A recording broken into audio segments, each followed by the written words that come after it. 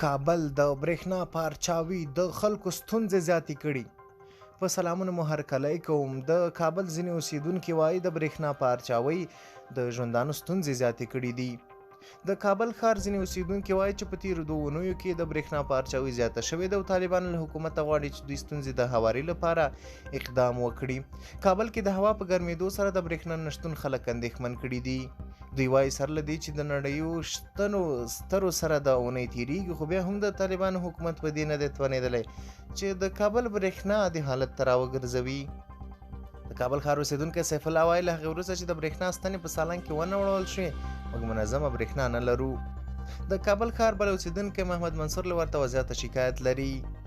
لکه څنګه چې د ډېر لوړ پوړو ودانیو او استوګنځیو ښارګوټو د اوبو رسولو سیسټم برېښنایي دی، د برېښنا په نشتون دغه ودانیو او ښارګوټو اوسیدونکو د اوبو له کمښت سره مخ دي.